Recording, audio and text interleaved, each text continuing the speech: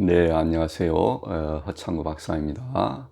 예수님께서 하신 말씀 중에서 하늘에 계신 나의 아버지의 뜻을 행하는 자가 내 누이요, 형제요, 어머니다. 이렇게 말씀하셨지요. 그래서 특히 개신교에 계신 분들은 이 말씀을 두고 성모 마리아께서는 예수님의 사역에 크게 중요치 않다. 보아라, 이 성경 구절이 이렇게 말하고 있지 않느냐. 예수님께서 하늘에 계신 나의 아버지의 뜻을 행하는 자가 나의 어머니다. 이렇게 말하셨지 않는가 해서 성경 구절을 읽어보면서 저희 생각을 여러분들과 함께 나누고자 합니다. 그래서 이 성경 말씀은 마태복음 12장 46절부터 50절에 잘 나타나 있습니다. 그래서 한번 읽어보죠. 제가 읽어보겠습니다. 46절, 예수님께서 아직 군중에게 말씀하시고 계시는데 그분의 어머니와 형제들이 그분과 이야기하려고 밖에 서 있었다. 그래서 어떤 이가 예수님께 보십시오. 스승님의 어머님과 형제들이 스승님과 얘기하려고 밖에 서 계십니다. 하고 말하였다. 그러니까 예수님께서 가르치고 계시는데 밖에서 이제 아마도 점심이라든지 자세한 내용은 나와 있지 않기 때문에 우리가 알 수 없지만은 이제 예수님을 보려고 성모님하고 다른 형제 자매들이 왔다는 것이죠. 와서 기다리고 있었다는 것입니다. 아마도 조용하게 방해되지 않게 그렇게 숨어서 기다리고 계셨을 것입니다. 근데 그것을 이제 알고 눈치챈 어느 사람이, 그곳에 있는 사람이 그렇게 말한 것이지요. 계속하겠습니다. 그러자 예수님께서 당신께 말한 사람에게 누가 내 어머니고 누가 내 형제들이냐 하고 반문하셨습니다. 그러니까 예수님께서 그 말을 듣고 그렇게 전한 그 사람에게 누가 내 어머니고 누가 내 형제들이냐 이렇게 오히려 반문을 했다는 것이지요. 그러자 그리고 당신의 제자들을 가르치시며 이르셨다. 이들이 내 어머니고 내 형제들이다 이렇게 말하시면서 하늘에 계신 내 아버지의 뜻을 실행하는 사람이 내 형제요 누이요 어머니이다. 이렇게 제자들에게 이제 가르치시는데 예수님께서 내 형제 누이가 누구냐 하면은 바로 이런 사람이 나의 형제요 누이요 형제요 자매요 어머니이다. 하늘에 계신 나의 아버지의 뜻을 행하는 사람들이 나의 누이요 형제요 또 어머니이다. 이렇게 제자들에게 말씀하신 것입니다. 그래서 이 말씀을 가지고 개신교에 계신 분들 또 잘 모르는 분들이 보아라, 예수님께서 이렇게 성경 말씀에 직접 말씀하시지 않는가. 하나님의 뜻을 행하는 사람은 다 예수님의 어머니다. 그러므로 성모 마리아는 단지 중요치 않다. 한 여인일 뿐이다. 이 많은 사람들 중에 한 여자일 뿐이다. 이렇게 생각하시는 것이죠.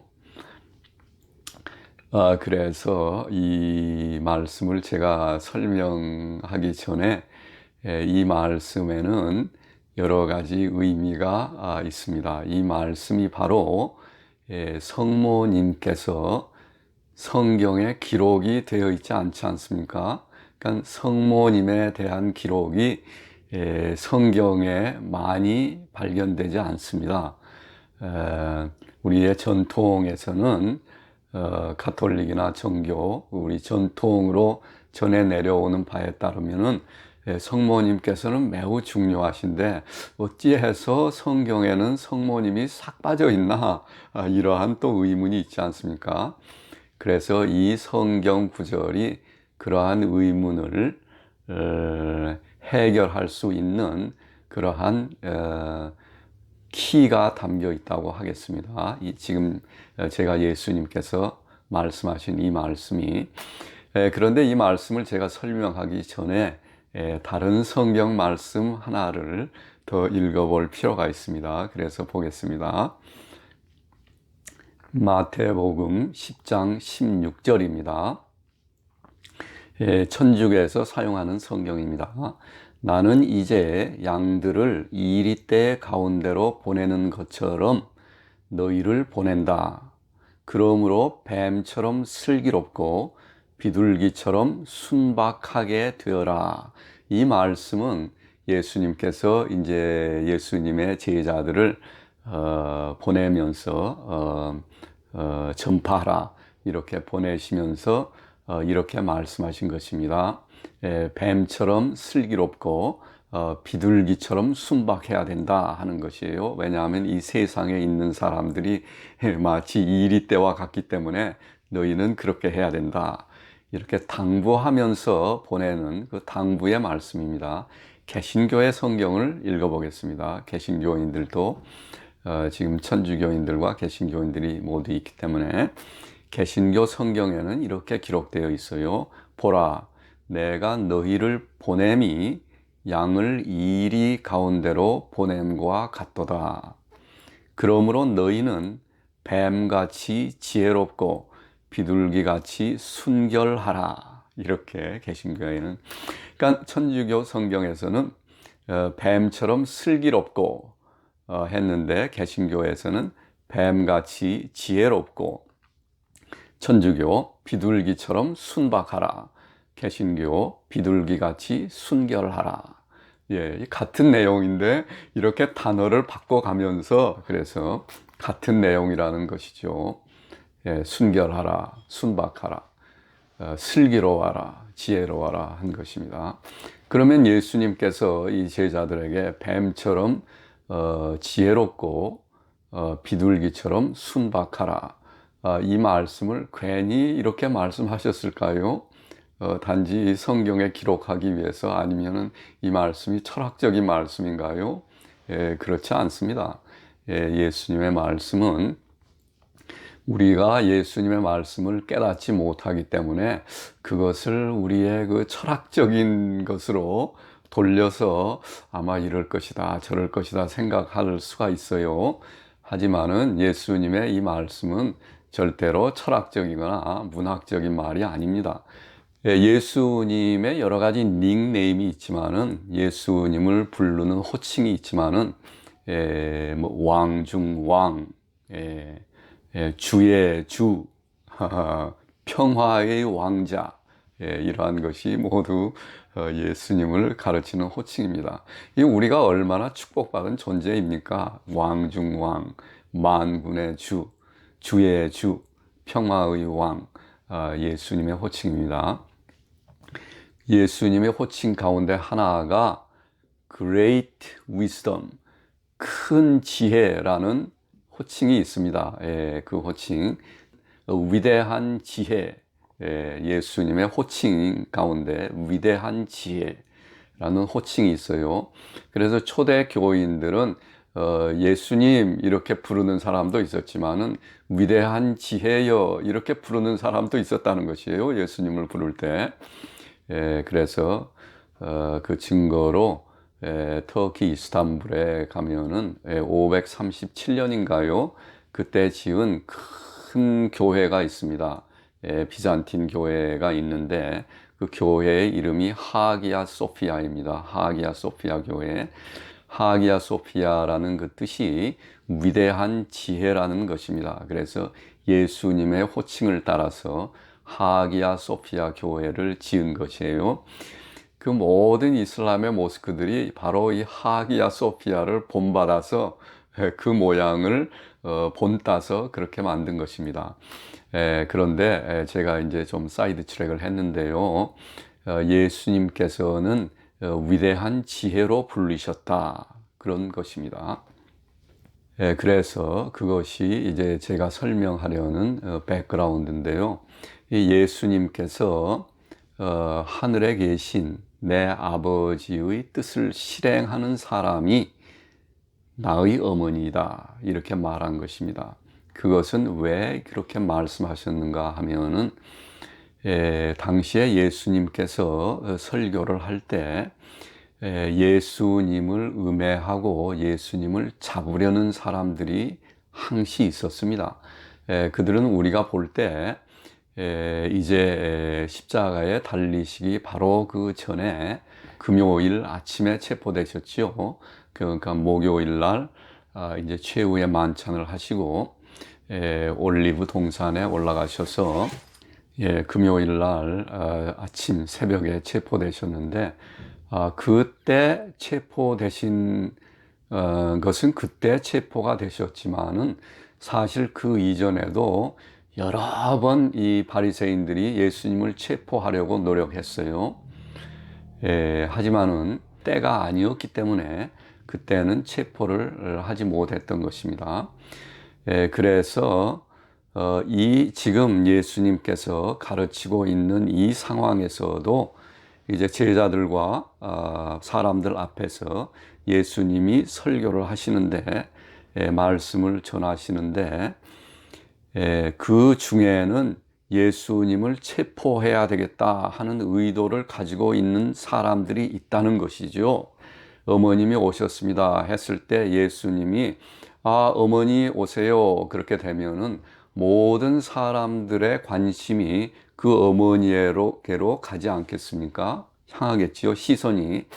그러면은 이 잡으려는 사람들이 예수의 어머니가 저 여자구나. 그러면은 이 사람들은 성모님을 가만 놔두지 않는다는 것이죠. 이 바리새인들이 얼마나 사악한 사람들입니까? 이 사람들은 모든 것을 동원해서 자기들 편에 이롭게 상황을 전개하려는 그러한 습성이 있습니다. 이 사람들은. 그렇기 때문에 예수님의 어머니를 붙잡으면은 예수님도 붙잡을 수 있겠구나. 갖은 수단을 다해서 잡으려 한다는 것이죠. 그렇게 그런 상황이 될 수 있습니다. 그래서 예수님께서는 성모님과 예수님께서는 두 몸이지만은 일심동체라는 말이 있지 않습니까? 일심동체. 서로가 성모님과 예수님께서는 눈만 보아도 알 수 있는 것입니다. 무슨 생각을 하고 있는지. 그랬을 때 예기치 않게 이 사람이 성모님이 왔습니다. 이렇게 말을 한 것이기 때문에 성모님은 놀라서 예수님을 보았을 것입니다. 그때 예수님과 성모님은 잠깐 눈이 마주치면서 예수님께서는 누가 어머니란 말이냐? 나의 뜻을, 하느님의 뜻을 행하는 사람이 나의 어머니다 하고 제자들에게 말한 것이죠. 그 초점을 돌려버린 것입니다. 그래서 그 초점을 거기에 있는 모든 여인들에게 돌려버린 것이에요. 그래서 이 바리새인들이 예수님의 지혜를 당할 수가 없었다는 것입니다. 그래서 바리새인들이 예수님의 어머니 말을 듣다가 예수님께서 하나님의 뜻을 행하는 분들이 나의 어머니시다. 여러분들이 나의 어머니입니다. 하니까는 바리새인들이 그 여인들을 쳐다본 거예요. 여기도 어머니고 저기도 어머니고.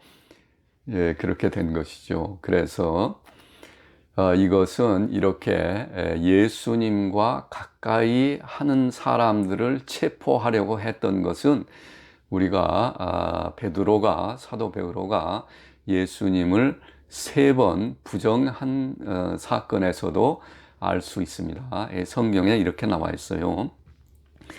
그 뒤 1시간쯤 지나서 또 다른 사람이 이 사람은 분명히 예수와 함께 있던 사람이요. 이 사람도 갈릴리 사람이 아니요? 하고 몰아세웠다. 베드로는 여보시오 무슨 소리를 하는 거요? 하며 끝내 부인하였다. 베드로의 말이 채 끝나기도 전에 닭이 울었다. 예, 베드로는 예수님과 거리를 두었던 것입니다. 왜 거리를 두었겠습니까? 그것은 예수님과 가까이 했을 때는 베드로도 같이 체포가 될 수 있기 때문에 그렇게 위험한 상황이 곳곳에 있었다는 것이죠. 예수님께서 사역을 하실 때는.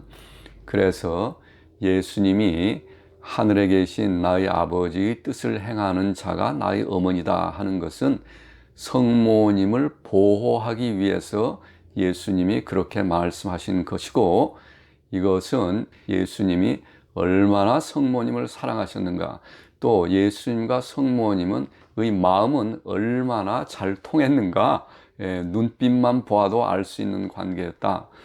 그리고 예수님은 지혜로우신 분이었다 하는 것을 우리가 알 수 있습니다. 그러므로 제 말을 듣는 개신교인 여러분, 하나님의 뜻을 행하는 자들이 나의 형제요 자매요 어머니다 이렇게 말씀하신 것은 성모님을 보호하기 위해서 성모님과 예수님을 체포하려고 호심탐탐 노리고 있는 이 이리와 같은 자들에게서 보호하기 위해서 그러한 말씀을 하셨다는 것을 알아주셨으면 좋겠습니다. 그래서 오늘은 우리가 오해할 수 있는 그 한 가지 성경 구절을 제가 설명하였습니다. 여러분, 오늘 또 우리는 잊지 말아야 하겠습니다. 우리에게는 육신의 아버지와 육신의 어머니가 계신 것과 같이 우리에게는 하늘의 아버지와 하늘의 어머니가 계시다. 우리는 잊지 말아야 하겠습니다.